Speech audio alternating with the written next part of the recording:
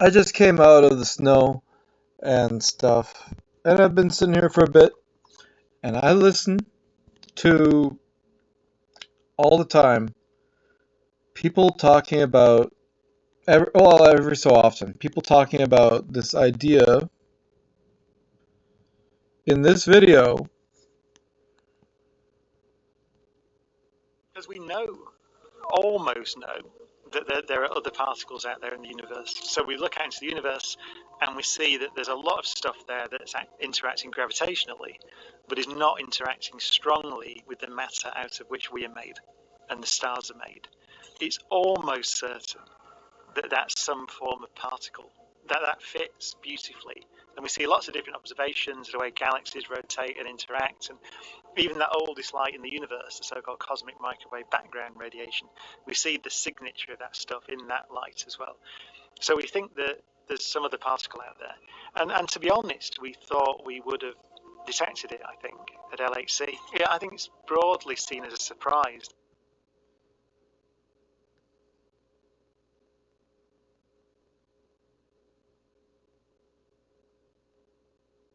And so what happens is electromagnetism is thrown out the window so easily because people don't think that a field of electromagnetism around a planet that causes our force field in some degree, as well as, I mean, of course, there's also the ozone layer, but there is the electromagnetic field around the planet. It's made by the dynamo of the inner core rotating at different rates compared to the rest of the planet, and the friction, whatever else, causes gigantic electromagnetic. We are inside of basically a plasma ball as well.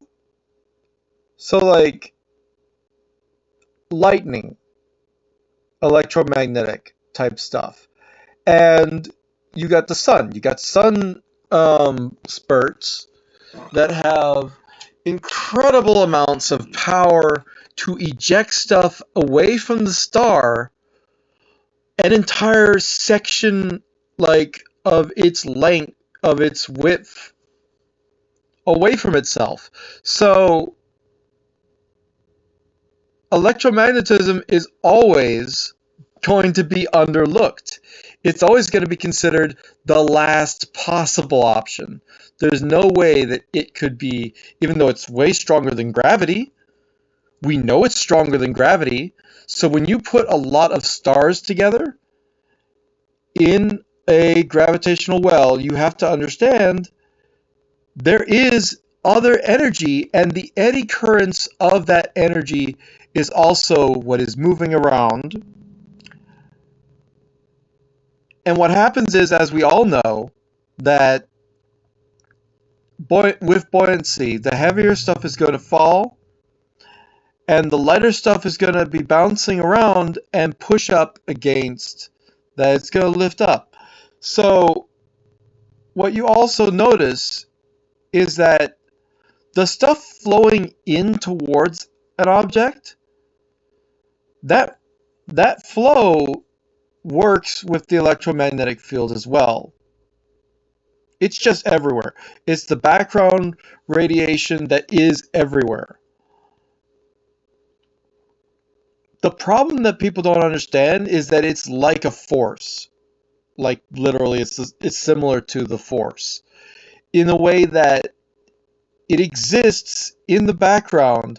It is the tiniest amount of stuff that you could ever conceive, and it's not a particle.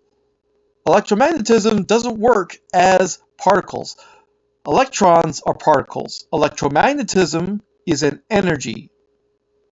Pure and simple, it is a tinier electrodynamic field that is everywhere. The electron is not producing the field, it's distorting the field that is around it. It's a tiny little battery, a little magnet.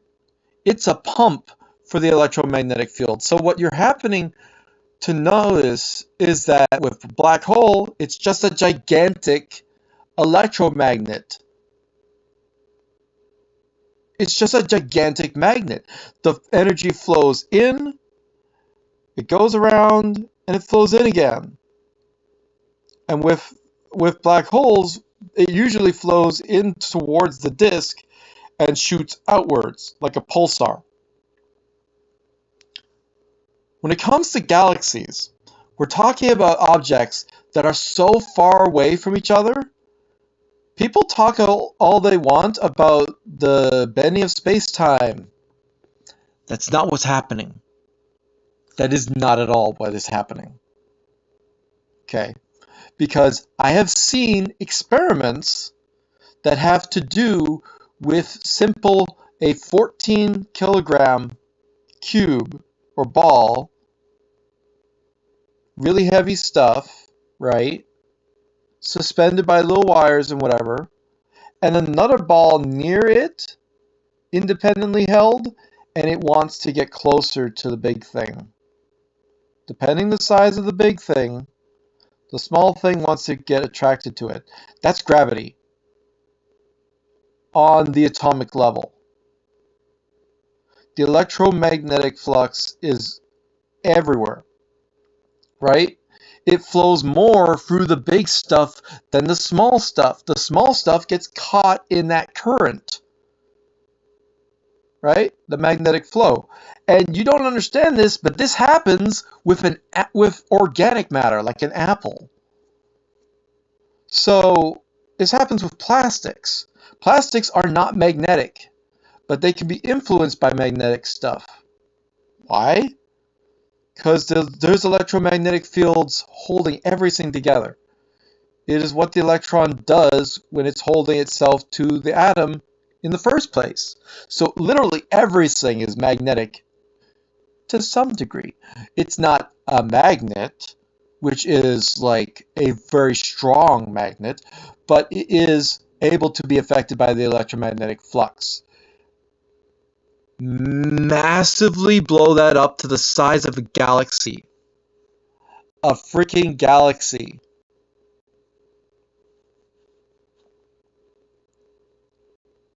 You're not just looking at the mass of an object. A lot of the force that you are experiencing when you're touching anything else, when you're laying on stuff, all of that, it's the electromagnetic field that is holding the electrons and pushing everything else away, right? It can't get closer because the electrons are pushing and repelling everything else away. That's what's holding you up.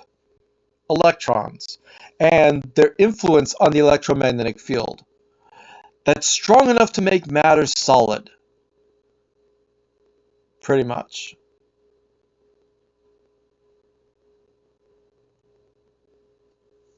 It's strong enough to make bonds that, like, besides the strong force, electromagnetic field is there, strong and weak force, like, you have to understand this principle works on a macroscopic scale. It works on the gigantic galactic scale. It works on the every other scale. If you only talk about warping space-time or curving space-time around an object, well, a tiny little body, a body like me, curving space-time, like just me, as a person, doesn't seem to do it. I don't seem to just randomly attract stuff closer to me just by being near it with like my head or something. But you get one of these dense objects, right? Electromagnetic fields are still going to be flowing through that, and it's still going to be able to affect stuff around it in the area surrounding it. Electromagnetic fields with like a gigantic magnet, like stuff deliberately meant to be magnetic, have a strength that can reach all the way like meters away with man-powered stuff to the entire atmosphere and beyond. And like I said, the electromagnetic field can reach from the star to many like a fraction of the star's length or width away from the star. It's ridiculous to think that the electromagnetic field isn't just everywhere, and that mass moving around is also stirring around the electromagnetic field with it. It's like a fluid that we're all flowing through. And guess what?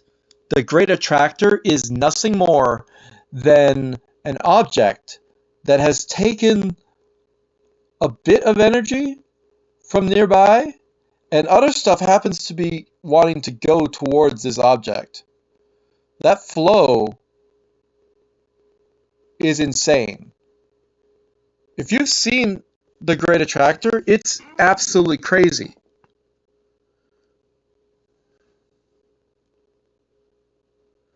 I recently looked it up and I was like, we are here. This is our galaxy. We are a dot on that great attractor, like set of hairs, the lightning in the space thing. One galaxy is one dot on this picture. A singular dot. You have to realize there is something more than space-time curving or whatever else that's happening. It's a simple interaction of fluids. And all you're really noticing is that electromagnetism wants to go, right, along with the rest of the pack. So when you end up with something like that, understanding that all these other galaxies, they're all pulling along this other flow that is around them, right? If you understand it as a fluid, then you understand why the great attraction thing is happening the way that it does. It's like a reverse river. Instead of flowing away and spreading out, it's taking everything from nearby, and the smaller streams are able to attract other smaller streams. It's literally the opposite of a river.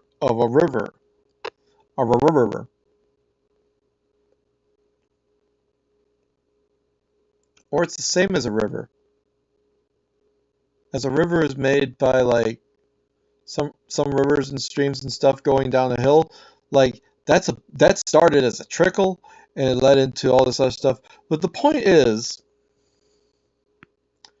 when you're talking about what is the dark matter, it's electromagnetism. Please learn this. Fight me. Bet on it. Whatever you got to do to convince yourself to actually take it seriously that it could be electromagnetism. Well, we've ruled that out.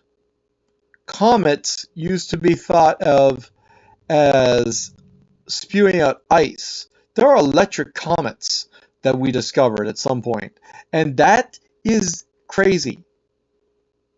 Electric comets. And that's because the friction of them going through space is manipulating the energy around it. It's making the electric sparks. The lightning in the space. It's like, oh, we don't have an atmosphere to go through. You're going through electromagnetism whether you like it or not. It's everywhere. So the concept of the force is a little bit it's a tiny bit not accurate to how actual electromagnetic fields work, but you got to understand that it is not an object emitting a field. It's an object distorting a field. And if you know that the fluid of electromagnetism is everywhere, if you know that basic concept, I'm not saying that it's impossible to have these very invisible, like tiny amounts of atmosphere or material that only works with gravity. But you have to understand, I'm saying it again, if you're disregarding electromagnetism as a possible reason for a lot of stuff, then you're forgetting about just one of the major fundamental functions of the universe. It's like you're shortchanging it. It's like explaining lightning, explaining the great attractor, explaining how galaxies work, how black holes work, how stars work, all of that. If you don't understand the basic concepts of electromagnetism, by the time you've learned up on all the phenomenon that we already know of, it's just the same as you getting the double slit experiment wrong, and you see only particles, you don't see the energy orbiting around the particle, flowing through it. Right?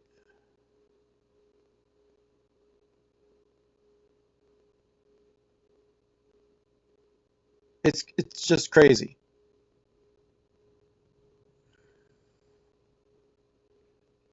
We're always looking for particles, always looking for particles. This is a new short, is it not? What are the details on this? Description. Yeah, this was made 2023. New enough. Okay, it's new enough that I'm still disappointed that you're going to say we don't know what dark matter is. We don't know what dark energy is. We have candidates, they have different interactions, different different personalities or whatever. They have different aspects about what they affect, how they work.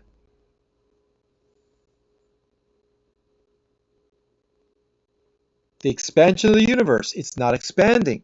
Stuff attenuates naturally. As it moves through space, it has nothing else to stop it.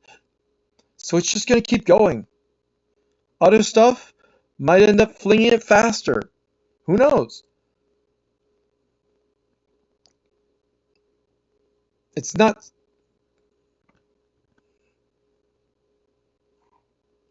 There's just too many things right now in this day and age that people are just starting to grasp.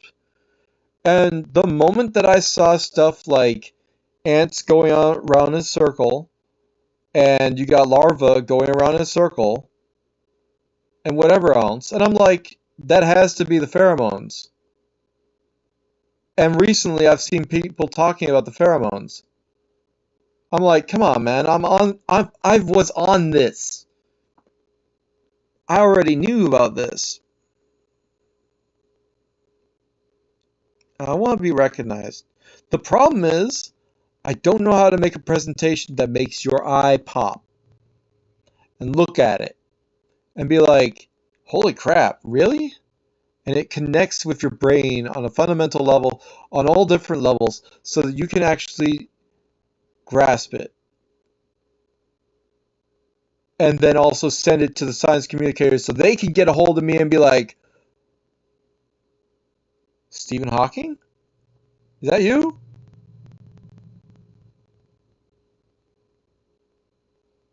Only I can. You know? Carl Sagan, are you back?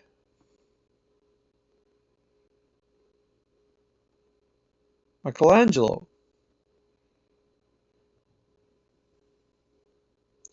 Like,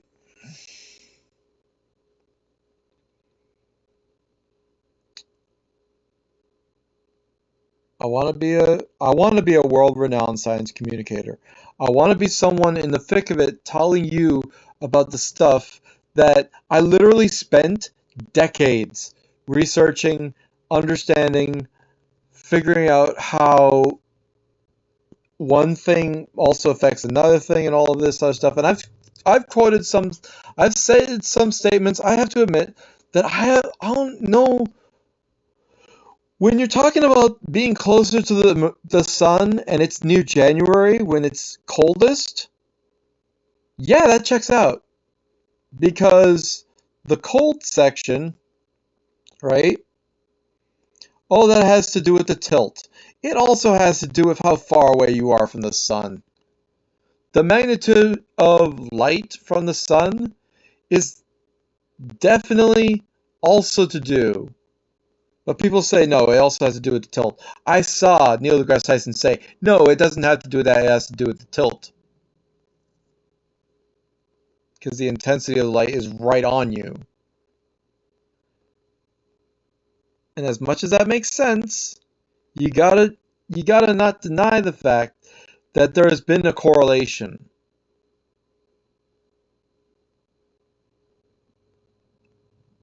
It could mean that the tilt and the hot is more hot.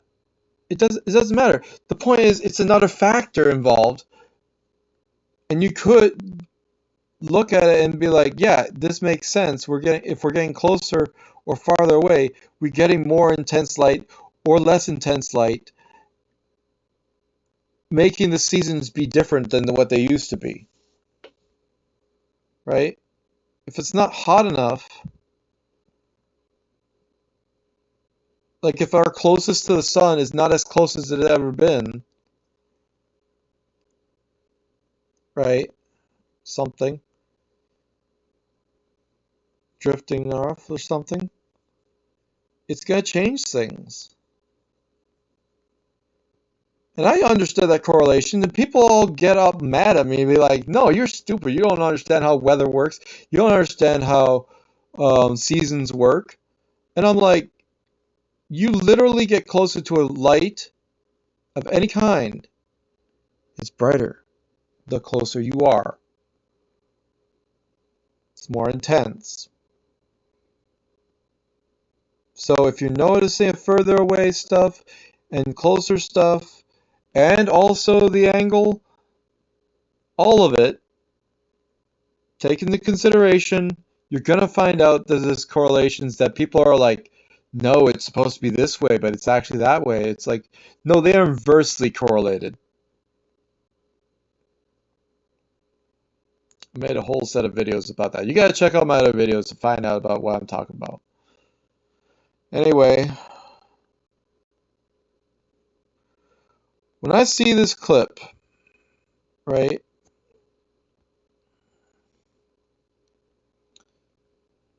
this right here, it bothers me. Because we're talking about this one. We're talking about some seriously, like, why do you not understand this yet type stuff. It's not even complex. But like I said, at the same token, we're getting the double slit experiment wrong all the time. We're not looking at, they're saying it's a particle, it acts like a wave, they're being confused, and I'm like, no, educate yourself. It's a bar magnet, it's a little dot, it is a magnet, and I'm gesturing to no one. It's a little dot, it's a magnet, it has an aura around it of the donut shape electromagnetic flux going through it, around it, and through it again, right? That's what an electron is.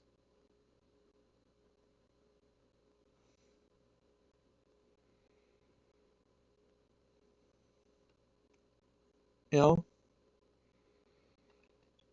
I find it ridiculous that people say these things, that we don't like Neil deGrasse Tyson saying we don't know how the double slit thing happened. I'm like, did you educate yourself on what electrons do?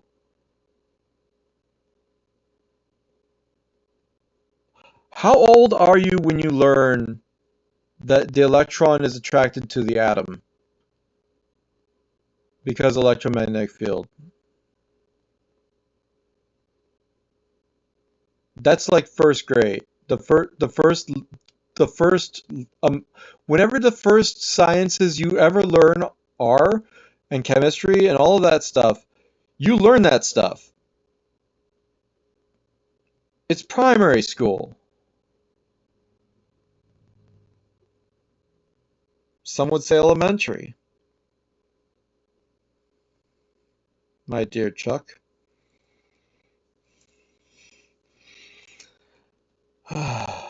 Neil. I'm done talking about it. Once you understand that the electromagnetic field is a soup that we are all flowing in, a lot of stuff is going to be open to you. You're going to be able to accelerate past the speed of light, no problem. As long as you can keep yourself held together, you can get there because you're able to push yourself. Electrons, light, they can't push themselves. They're not engines with indefinite. They have indefinite amounts of packets of power, distinct amounts. For an electron and for light, this is the max that it can do. You are not that. You are an engine. You're capable of consuming a planet in order to zoom yourself through space. You don't need no light limit, right? But the difference is the faster you go, the more force is applied to you. When they say it's not a force, well, you're feeling a force. Who cares if they say what it is? So I said electromagnetism can be it. The force is everywhere. It flows with objects. Please learn this basic science. I think that I was going to show you the comment that I decided to flow away from it or whatever.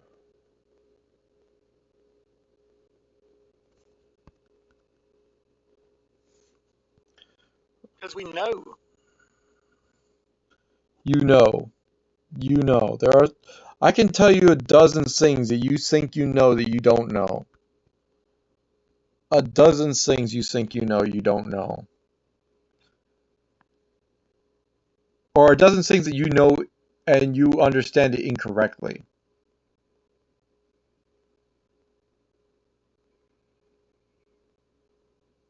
But these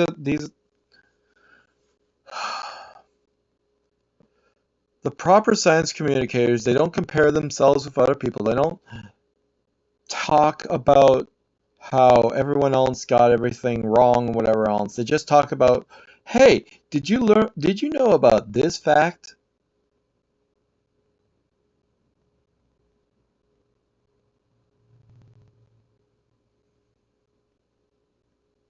For so long, double slit experiment, all this other stuff romanticized and spiritualized instead of, and like mysticized instead of actual science. And the whole concept of, I don't know. I have no idea why it took me forever to find out that even a small weight of like 14 kilograms or whatever can cause gravitational effects.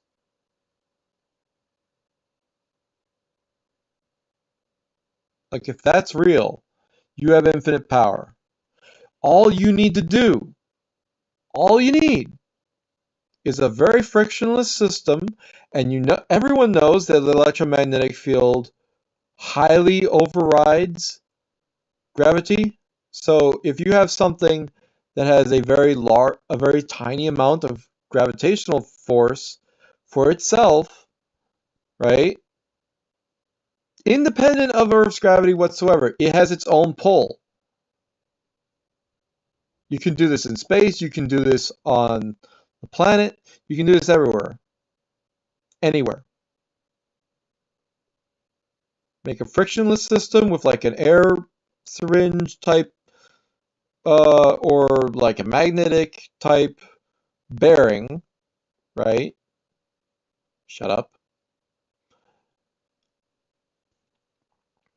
You take a big thing, you take a tiny thing. You then attract them closer to each other and you let the big thing get a small push as the other thing perhaps turns on and off a little magnetic um, change in itself. Like, as it gets closer, it then somehow flips the magnet over so that it pushes or something. I don't know. But you start having it move so that as it gets closer, it's also pushing the big object with the force that the big object is using to pull it closer. The forces end up forcing an orbit. Not an orbit around the big object, although that would help, right?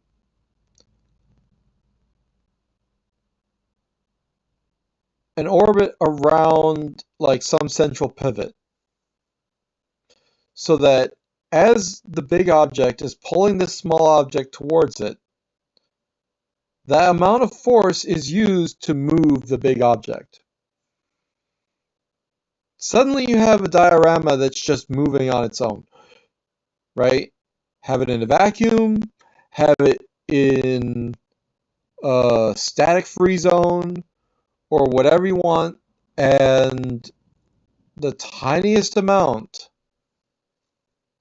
of motion can be continuous instead of just these tiny little forces and it gets close and then you got to pull them away from each other again. No, use that function, right? Use that flow, make it a consistent tugging, right? With enough resistance that it keeps away, but it wants to pull it closer, but it keeps pulling itself away thing. You got to ask yourself, okay, what would make it so that as this moves, the other thing moves? What makes that actually occur?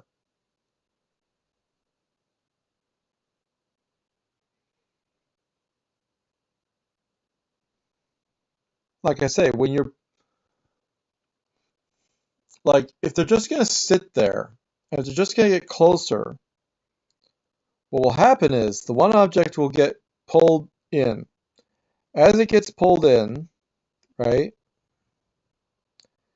it's applying a little bit of force to the other thing, the big thing, and it's nudging it along. And it's the pull of the big thing that's making the nudge, but the nudge is making it so the big thing is pushed forward, right? Because it can't be allowed to get close enough, but it can be allowed to have a little bit of resistance, but a little bit of push, and a little bit of resistance, a little bit of push, right? A caterpillar type or a kind of crawling type function can make it so that there is a constant rotation. If you got that big thing pulling towards the other thing. The thing about this is you can stack this. So if one of these modules has the force of, say,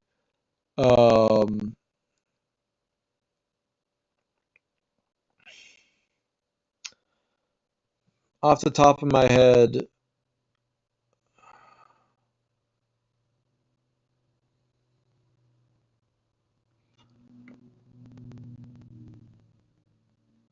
the point is, whatever amount of force that this has to push forward, right? Imagine 10 of them, and suddenly you have 10 times the amount of force. 100 of them, you have 100 times the amount of force. Make a system vast enough, and you have a bunch of moving parts that are now forcing each other to move forward, right? You could have like four of them on one spindle, other ones above it also helping the motion, right? You could have a whole system of these hand-sized planets with their hand-sized their tiny little moons, and they would cause a certain amount of force that can be multiplied. I'm pretty sure if it works on a small scale, if it can work on a bigger scale, then you can have a larger amount of force or a larger object and more consistent momentum. And if you can make more consistent momentum, then you know that you can have something that, like right now, all they have is like the string and all of that.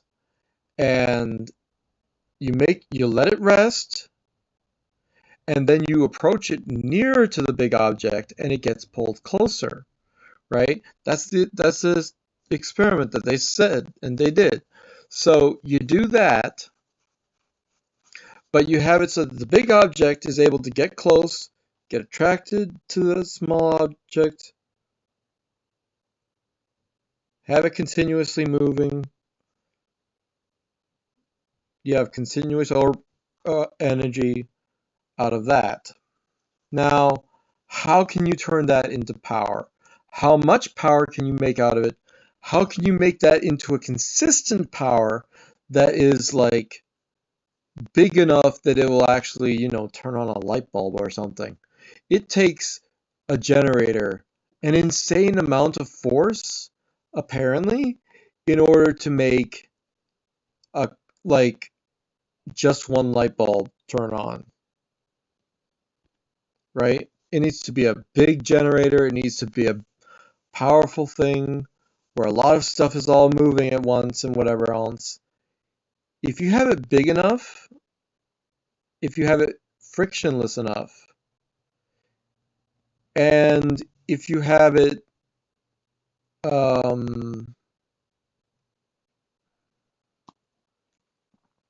you can have it so that there's ways so that the energy is able to be produced with every millimeter of movement around a big circle, perhaps.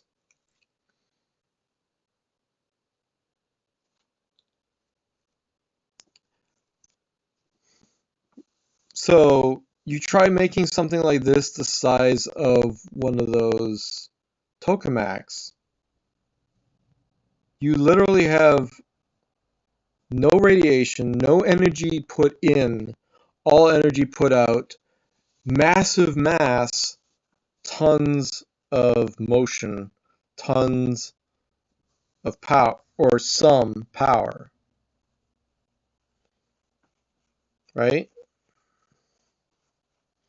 Then because it's stable, you can literally multiply this by a couple hundred, and then suddenly, like, it's not a great footprint, but it's free energy. The problem is the footprint. No one wants to make this. No one wants to make something that is able to get energy out of just the basic attractiveness of a large heavy or any amount of heavy thing. Like I said, 14 kilograms, it's not that big, right? Especially if you put it into a dense metal, it's not that big, right? Think of 14 kilograms. Do you think of like 1 kilogram is like one of those big containers of chocolate milk? It's like this.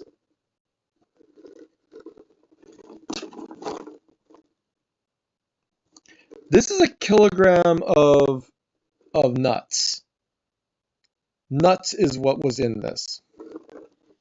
I put the cheese balls in there because I like cheese balls and I like reusing instead of recycling. whenever I can. But anyhow, cheese balls aside, if you have something that is the size of like, or the density that it has a certain amount of mass, now you're just putting a bunch of metal into one space, right? It's going to be affected by the air, perhaps, unless it's in a different atmosphere. You could have it in an argon atmosphere or some other atmosphere that's inert, and you could have it like in a system that it actually continuously is able to move and stuff like that.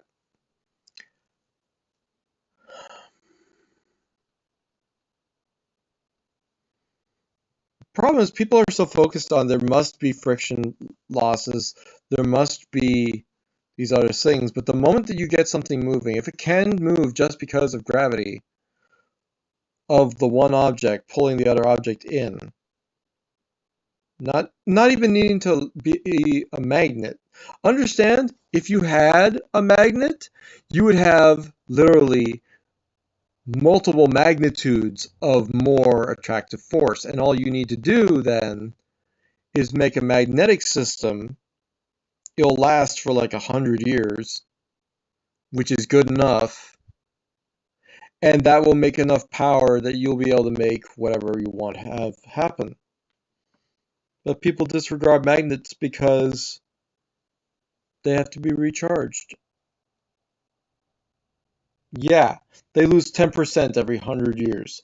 Wow, big amount of expenditure there.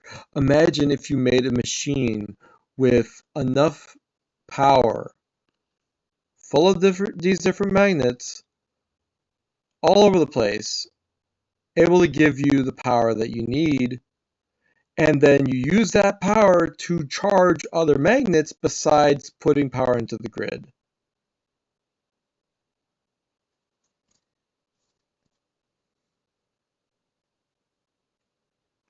Imagine a grid that naturally runs its power alongside of these objects that need to be charged with magnetism. Suddenly you have the ability to power up stuff with like you can use transformers, you can use like tiny amounts of extra energy and whatever else, and the amount that you're going to generate out of a system made of magnets is going to far surpass. But the fact that you can make free energy out of gravity itself, and you're disregarding magnets, even though they're stronger, that's not science in my book. But the problem is someone has to actually make it. A lot of talk, do it. Maybe I should be the one to do it. I mean, I've got a toy up there, it levitates. It's going to be levitating for another 100 years, no problem, because the magnetism stays in those magnets. And the best part is, if you have a system like that, if you have to take it down for repairs, have a redundancy, have just a second system, low redundancy, or whatever amount of redundancy you want, so that, I mean, if you have 10 of these systems and one of them needs to be recharged, use the other ones to recharge the one, and suddenly you have the ability to never run out of power. And this is happening once every 100 years? Do you need to charge it a little bit? And you're telling me that's not enough for you? Really? Please get over yourself. It has to be enough. There's no way that you're not going to generate enough power that you would also be, in the 100 years, that you wouldn't also be able to use that much power to charge, the magnets. Like, we have a system with Helion. It is a set of this big facility full of capacitors that are just a tiny amount of power, but it is a very large amount of power altogether. It's a lightning bolt spread out over an entire warehouse worth of these large amounts of liquid that are able to give you that energy, electrolytic capacitance, right? That allow them to do fusion, for crying out loud. You're telling me we can't charge those little batteries, those little capacitors with a system like this? So you don't have to take it off the grid, you don't have to take it off of wherever else, and like,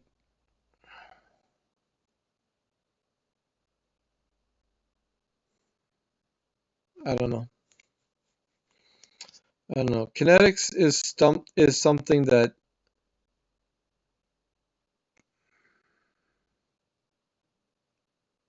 we're gonna figure it out.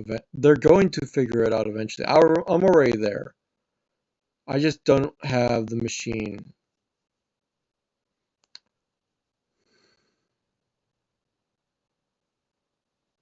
Design the machine, build the machine, do it myself. Save the world myself.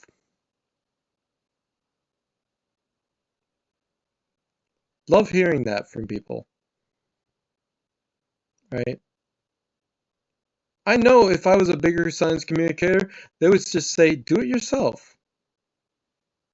Pull an I did a thing, right? And just make it yourself. I don't exactly have what it takes to make it myself. But if it's as simple as having like a magnetic bearing and a weight, like the magnet has to be big enough that it can handle the weight of the thing. And then the magnet also is polarizing. It's going to have a little bit of restorative force. So when it wants to be in a certain orientation, like it doesn't want to spin naturally. So magnetic bearings is not as easy as you might think. An air glass tube bearing is like frictionless, pretty much. If it can hold the weight of the stuff, and it can be stable and whatever else, and not worry about it like spinning out of control, then it's possible to make this machine. But I don't know. Man, I would love to work for a gigantic or govern a gigantic facility designed specifically to find out every type of energy that we could possibly suck out of everything, from getting the right thermal energy and balance there, getting the electromagnetic field energy from literally the atmosphere plus the radio waves and everything else like that. Like people say, oh, well, you need the radio waves to make it work. You're just using some extra power. You're realizing before now, you have not been using that power. And if I'm able to utilize a basic radio wave to make more power, why wouldn't you do that? Like, how easy would it be to make an entire extra set of wires or radio antennas or all these things so you could like room sized, like the entire interior of a building, inside the walls, foundations, to suck all that power into capacitors from the foundations of the building itself.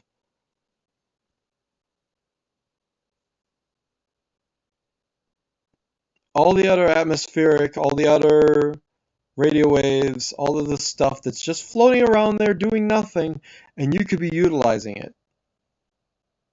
And you say, well, it's too hard to make a system like that work. I saw some kids light up a light bulb with their system, filling up a room with wires. Well, they say, well, it would take too much precious metals and stuff to make that into, in order to upscale it, we would have to upscale literally everything. What you need is like a very thin coating of metallic substance, right, to be able to pick up that energy, or, just have exposed wires or something. Capacitors that just pull energy in from everywhere or whatever. Doesn't have to be a capacitor, it could just be any flowing energy. The building's doing that already. No, we have insulated wire. We literally are designed to not pick up the radio waves. So then how do we make a system that's safe, that has wire that's not insulated? Good question. Because it has to be safe. Literally take off all the rubber from all the wires everywhere. Something like that. But in a controlled way.